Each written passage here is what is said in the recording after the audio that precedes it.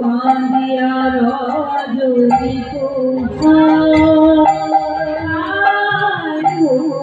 কাঁদিয়া রজনী রঘুনাথ গম্ভীরা গম্ভীরা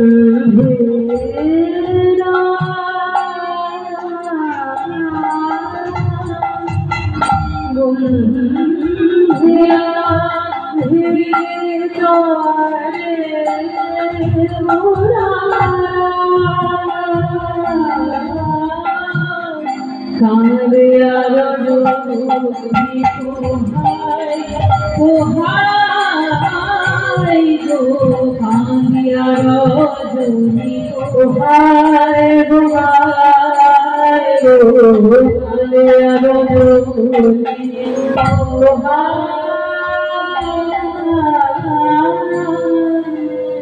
মহাপ্রভুর চন্দন করে রজনী যাপন করছেন।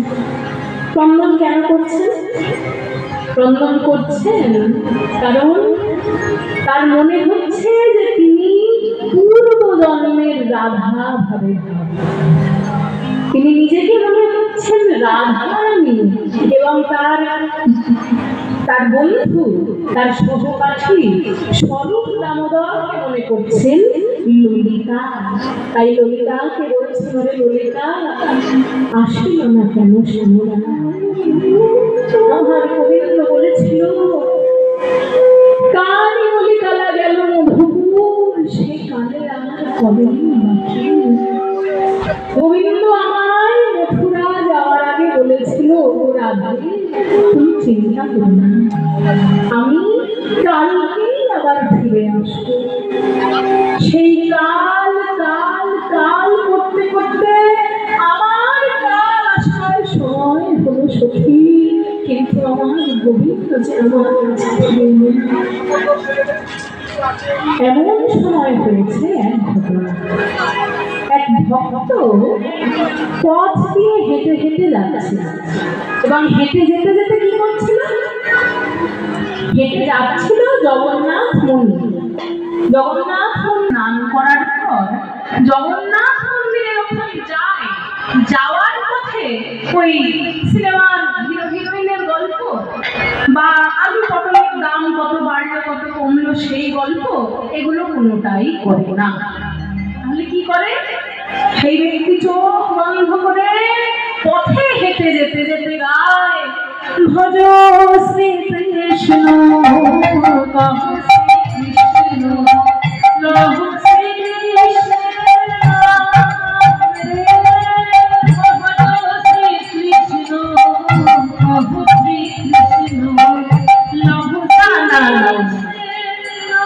ভক্ত কি শুধু সেই যুগেই ছিল? এখন ভক্ত নেই? তাহলে সেই ভক্ত গান গাইছে, আপনাকে আপনাদের তো গান গাইতে দুজন, তিনজন, চারজন, পাঁচজন, সবাইকে গান গাইতে বাড়ি থেকে এখানে এসে শুধু শুনবেন বলে গানও গাইতে। তাই সবাই মিলে আমার সঙ্গে গান দেখি, আমার ঘরকে চুপ থাকবে, আপনারা সবাই মিলে আমার সঙ্গে গান দেখি। ভজ শ্রী কৃষ্ণ কহ শ্রী কৃষ্ণ লহ শ্রী কৃষ্ণের নাম রে।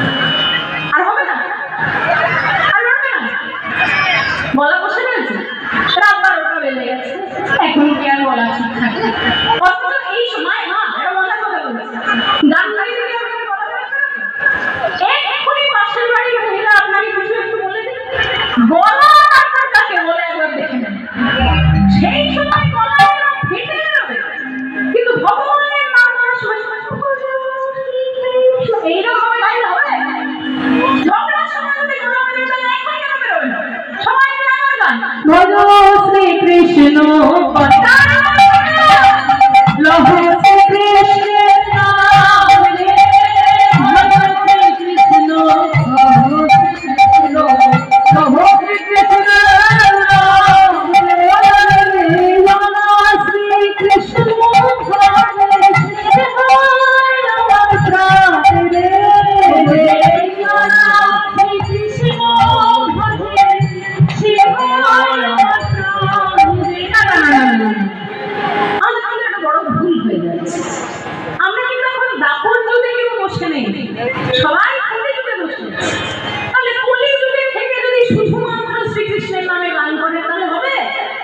কলিযুগে থাকলে তো কলিযুগের ভগবান মানতে হবে। কলিযুগে শ্রীকৃষ্ণ যে রূপে নেমে এলেন তাকে নিয়ে একবার গান গাইতে হবে। তাই সবাই আমার গান দেখি ভজ গৌরাঙ্গ লহ গৌরাঙ্গের নাম ভজ গৌরাঙ্গ লহ গৌরাঙ্গ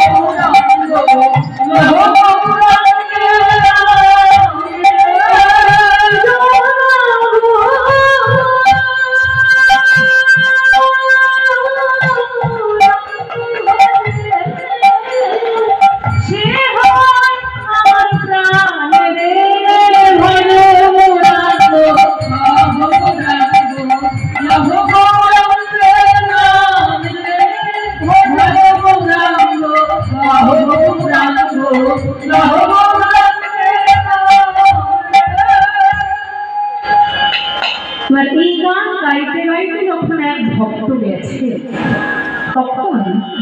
মহাপ্রভুর কানে কিন্তু কৃষ্ণ নাম দিয়েছে। এবার মায়েরা একটা জিনিস জেনে রাখবেন, যে ব্যক্তি যে জিনিস ভালোবাসে না সেই ব্যক্তির কানে সেই জিনিস আপনি যত লুকিয়েই রাখুন না কেন আদেশ করছে। যারা কীর্তন শুনতে ভালোবাসেন তারা 10 কিলোমিটার দূরে কীর্তন হলেও বাড়িতে বসে শুনতে পাবেন, নিশ্চয়ই ওখানে কীর্তন হচ্ছে। যারা ঝগড়া ভালোবাসেন তারা 10 কিলোমিটার দূরে ঝগড়া হলেও নিশ্চয়ই বাড়িতে ঝগড়া হচ্ছে। তেমনই মহাপ্রভু তো আমার গোবিন্দ ছাড়া আর কাউকে ভালো তেমন বাসেন না, গোবিন্দের থেকে ভালো তো আর মহাপ্রভু কাউকে বাসেন না। তাই মহাপ্রভু আমার গোবিন্দ নাম যখন পাবেন, মায়েরা একটা গল্প শুনুন, মানে এটা খুব খুব গোপন গল্প, কিন্তু আপনাদের কাছে বলা যায় নাকি, যেহেতু তোমারই গল্প বলবো শুনুন। এই যে এখন উঠতে হবে না, হাঁটু করে ওঠো, সবাই উঠতে দেখুন। হ্যাঁ আচ্ছা, এই দেখুকে কাম করাবো না। এই দেখুন কত বছর বয়স হতে পারে আপনার বলুন? হ্যাঁ কত বছর? 70? হ্যাঁ আচ্ছা আচ্ছা মাত্র 75 বছর বয়স, মাত্র 75 বছর বয়সের খোকা। এবার এই দাদু হয়েছে কিভাবে শুনুন। এই দেখুন নাতি, এই নাতি নাতি নাতি নাম কি জানো? গিরিধারী, গিরিধারী মুখোপাধ্যায়। সেই নাতি গিরিধারীর যখন অন্নপ্রাশন হলো, বুঝলেন, বাড়ির লোকেরা একদম ধুমধাম করে অন্নপ্রাশন করেছে। সবাই সারা গ্রামের লোক পাশের 5টা গ্রামের লোককে ডেকে খাইয়েছে, বুঝলেন।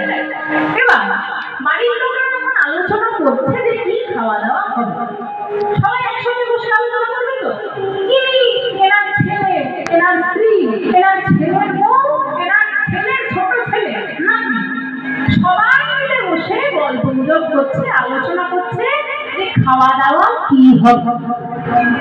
সমস্ত আলোচনা শেষ, তারপর এনার বাড়ির লোকজন এনার যেই মাত্র বাড়ি থেকে বেরিয়েছে সেই দরজা জানলা বন্ধ করে এনার বাড়ির জন কত কেজি মিষ্টি আনা হবে আর কোথায় রাখা হবে তাই নিয়ে আলোচনা করছে। মিষ্টির কথা শুনলে হয়তো ইচ্ছা জেগে যাবে, তাই দরজা জানলা বন্ধ করে কথা বলছেন, এক কুইন্টাল মাংস আনা হয়েছে আর 1 কুইন্টাল রসগোল্লা আনা হয়েছে। বাড়ির মধ্যে আলোচনা হয়েছে ঈদের ওপরে। যেদিন অন্নপ্রাশন, অন্নপ্রাশনের সকালবেলা বাড়ির লোক দেখে কি জানেন, ওজন করতে গিয়ে দেখছেন 99 কেজি কেন বাড়িতে এসে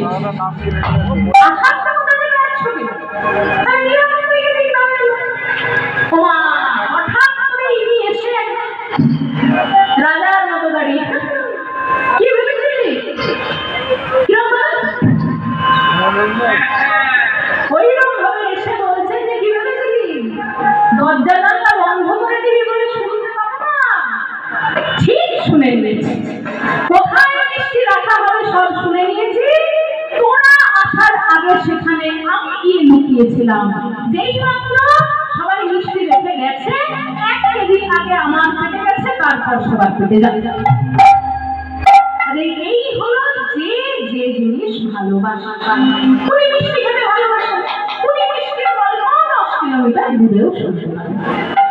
তাহলে মহাপ্রভু আমার যখন কৃষ্ণ নাম শুনতে পেয়েছেন, তিনি কি করলেন জানেন? তিনি পাগলের মতো ছুটে সেই ব্যক্তি 2টি চরণ জড়িয়ে ধরলেন। উন্মাদের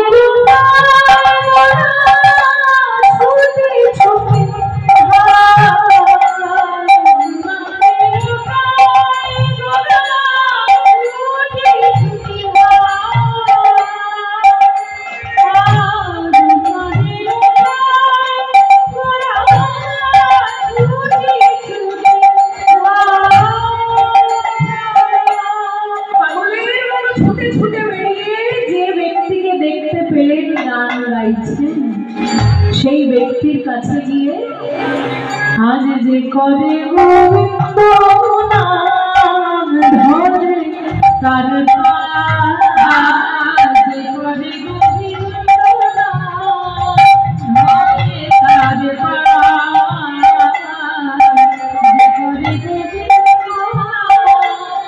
ধরে তার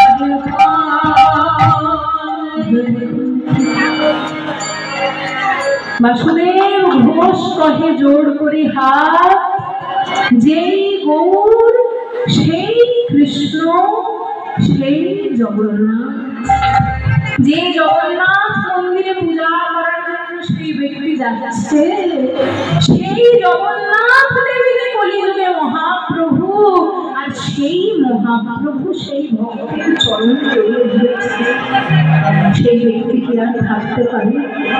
সেই ব্যক্তি বলছেন আপনি আমার ছেড়ে দিন, আপনি দয়া করে আমার ছেড়ে দিন, কারণ আপনি যদি আমার চরণ ধরেন তাতে আপনার কোনো ক্ষতি হবে না, কিন্তু আমার যে মহাপাপ। আপনি কি চান যে একজন ভক্তের পাপ যোগ হোক?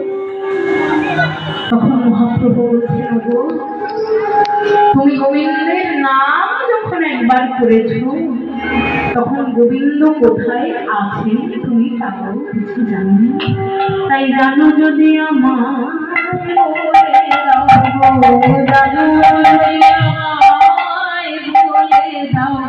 জানো যদি আমায় বলে দাও, জানো যদি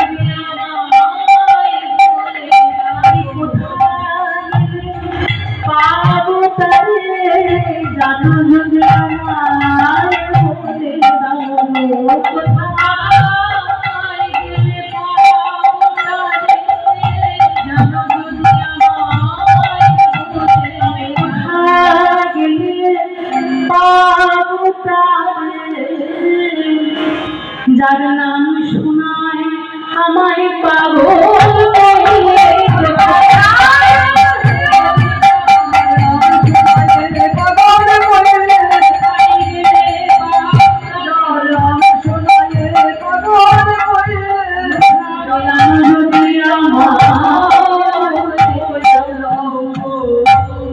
আর এত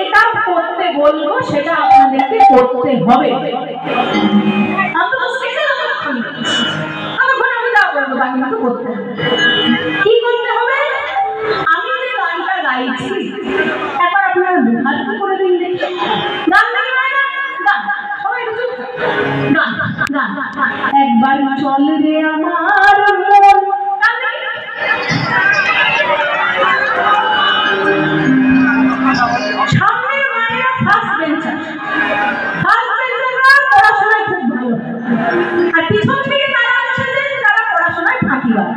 আমরা বলি ফাঁকিবাজ, ফাঁকিবাজ না তো? তাহলে